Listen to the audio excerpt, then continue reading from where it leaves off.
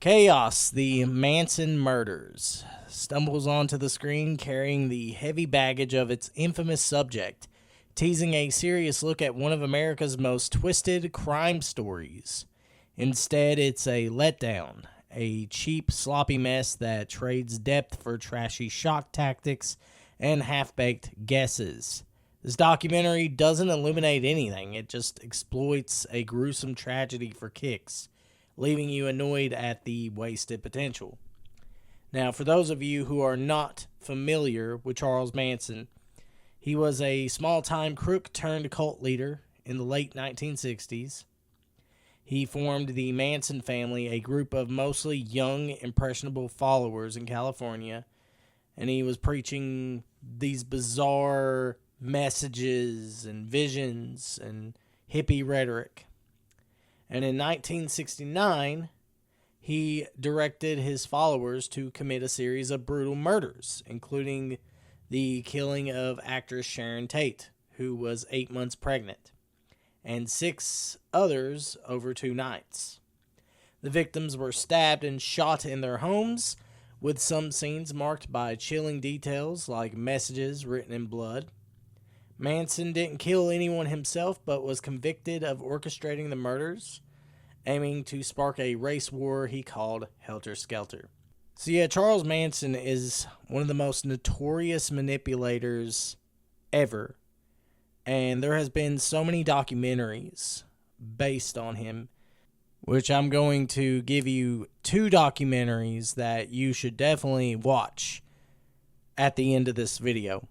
But for now, let's focus on the Netflix one that just recently dropped.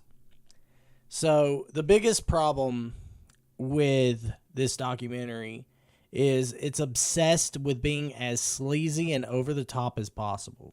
It lingers more on shock value rather than giving you the actual truth.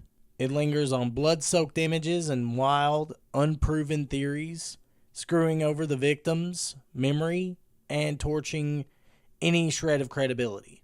The filmmakers can't stop drooling over sex, drugs, and occult nonsense, tossing it all out there with little proof or context.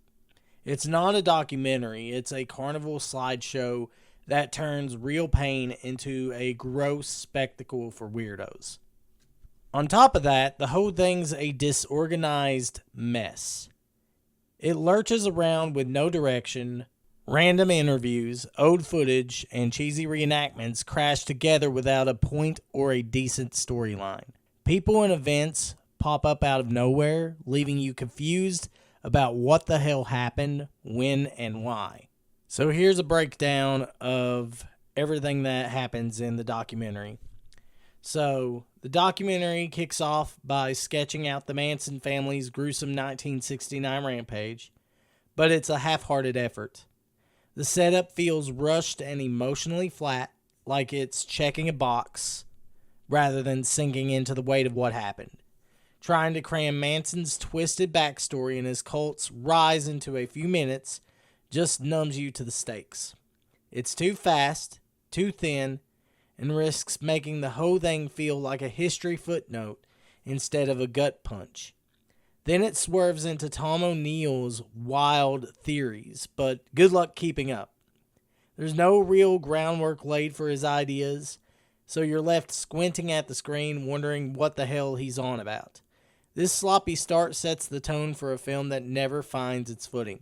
The big hook is O'Neill's claim that Manson might have been tangled up with the CIA and their mind control experiments.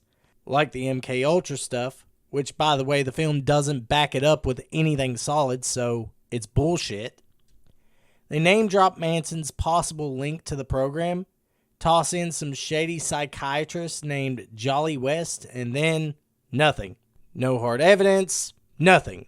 O'Neill even admits he's guessing, saying, "I still don't know what happened, but it's not what we were told." Fair enough, but the documentary doesn't dig deeper or challenge him. It just shrugs. When O'Neill flashes some papers hinting West was a CIA stooge, the director, Errol Morris, mumbles something weak like, "Well, maybe West was lying." It's spineless. Critics are right to call it a cop-out. The interviews are a mixed bag. You got O'Neill, prosecutor Stephen Kay, and ex-Manson hanger-on Bobby Beausoleil. But the balance is off. Beausoleil, who barely knew Manson a year and got nabbed before the big murders, somehow gets the last word. He shrugs off the conspiracy talk with, Manson was just a pissed off guy wanting revenge. It's a lazy oversimplification, and letting him close out the film just pissed me off. Visually, this thing's a train wreck. Morris goes nuts with split screens, mirrored shots, and quick cuts that make you dizzy instead of drawing you in. In one scene, you had a tray of plastic eyeballs popping up for no reason. Honestly, what's the point? Crime scene photos get blurred and jitter around the screen like a bad PowerPoint, forcing you to hit pause just to figure out what you're looking at. It's not artsy. It's annoying. The violence is handled weirdly too. They shy away from showing the gory details, fair maybe for sensitivity, but then throw in cheesy stabbing sound effects during the murder rundown. It's a jarring mix of restraint and tactness that leaves you unsure if they're downplaying the brutality or just milking it for cheap thrills. Either way, it's nonsense. They try to paint the 60s vibe counterculture Beatles obsession, but it's a sloppy side note. Manson's White Album race war delusions got a nod, but there's no real dive into his headspace or how it sparked the killings. It's just trivia dangling there, unconnected to the main story. The film takes a swing at debunking Vincent Bugliossi's helter-skelter race war motive, but it's a weak jab. Instead, it floats ideas like Beausoleil's Manson was paranoid take, or a theory about framing the Black Panther, which they never unpack or weigh any of it. Just dump it on you and move on. It's a mess that leaves you more confused than curious. O'Neill's book had juice with its CIA angle, especially the bit about Manson crossing paths with Jolly West at a free clinic where mind control research was brewing. His parole officer suspiciously soft touch gets a mention too. Manson broke parole constantly but never went back to jail. Why? The documentary barely cares. At 96 minutes, it's too short to tackle all this meaty stuff, and it shows. The whole thing bounces between ideas without a thread to tie it together. After juggling all these threads, it just peters out, leaving you with nothing to hold on to, no answers, no clarity, just a shrug. It's like tumbling down a rabbit hole of what-ifs with no payoff.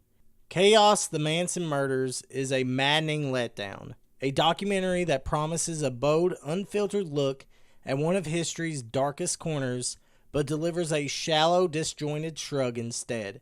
It teases big ideas and wild theories only to fumble them with weak evidence, sloppy storytelling, and a spineless refusal to take a stand.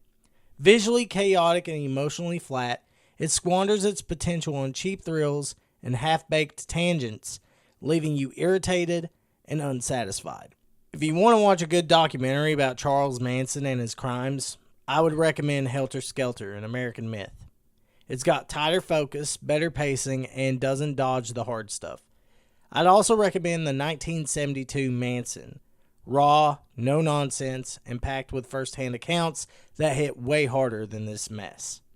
Hopefully you consider checking out those because they are definitely worth the watch.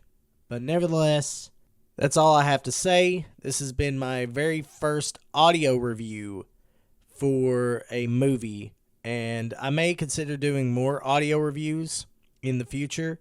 Let me know what you guys think in the comment section below, and if you've seen this documentary, let me know your thoughts as well. Also, be sure to subscribe to this channel for more content such as this. Anyways, this has been PC signing out, and I'll see you guys in the next video.